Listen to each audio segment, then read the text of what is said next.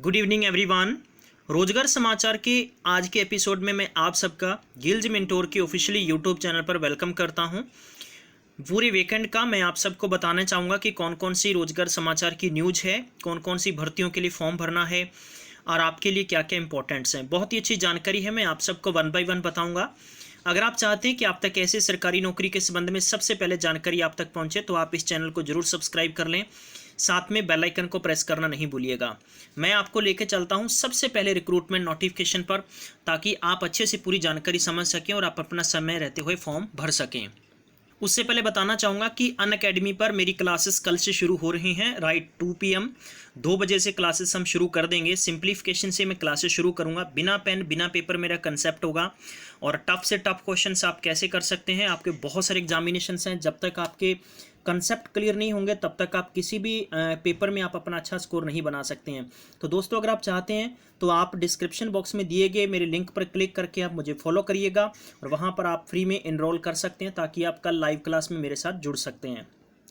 और डेली शाम को मैथमेटिक्स की क्लासेस होती हैं, पंजाब के लिए बहुत इंपॉर्टेंट है। PS PCL है, इसके अलावा PPSC के लिए और आने वाली पंजाब पटवारी पोस्ट के लिए शाम को डेली 8 बजे मैथ्स की क्लास होती है। और आज मैं आपको ट्रिकी मैथ सिखाऊंगा कि कैसे आप सिंप्लीफिकेशन में अपनी स्पीड तेज कर सकते हैं, तो वो भी आप शाम को 8 बजे देखना नहीं भूलिएगा। सबसे पहले नोटिफिकेशन की बात करते हैं तो रेलटेल एक कॉरपोरेशन है, ये लिमिटेड है, रेल की तरफ से है। और इसका मेन पर्पस क्या होता है कि रेलवेज एरिया के अंदर जो टेलीकॉम सर्विसेज होती हैं, इंक्लूडिंग ब्रॉडबैंड हो गया और इंटरनेट के माध्यम से ये सेवाएं अपनी देता है। तो इसके अंदर रिक्रूटमेंट आउट्स हुई हैं, खासतौर पे जितने भी कैंडिडेट्स नियर अबाउट हैं, तो आपको बताना चाहूँगा कि आपके पास ग्रेजुएट इंजीनियरिंग होनी जरूरी है और इसमें टेक्नीशियन है। और बताना चाहूँगा जो फील्ड है इलेक्ट्रॉनिक्स एंड टेलीकम्युनिकेशन है, कंप्यूटर साइंस है और इलेक्ट्रॉनिक एंड इसमें इलेक्ट्रॉनिक इंजीनियरिंग आपसे फील्ड में मांगी गई है। पर्टिकुलर बात करते हैं कि आपको स्टेट और लोकेशन क्या है, जैसे कि जयपुर है, चंडीगढ़ है, रीजनल ऑफिस NOC यहाँ पर आपको दे रखा है, पुणे है, भोपाल है, कलकत्ता, पटना, बिलासपुर, गुवाहाटी, भुवनेश्वर। ठीक है, इसके अलावा ये आपको पूरी जानकारी यहाँ पर दे दी गई, आप इसका स्क्रीनशॉट ले सकते हैं।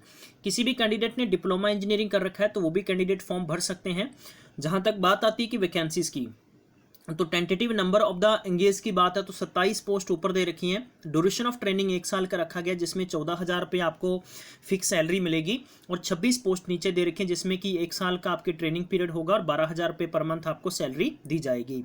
क्वालिफिकेशन की बात करते हैं तो फुल टाइम आपके पास रेगुलर 4 साल की डिग्री होनी जरूरी है। और ये जो इंजीनियरिंग की डिग्री है 4 साल की आपकी कंप्लीट होनी चाहिए। किसी प्रकार का पार्ट टाइम पोस्ट में पार्ट टाइम आपने डिग्री नहीं की होनी चाहिए।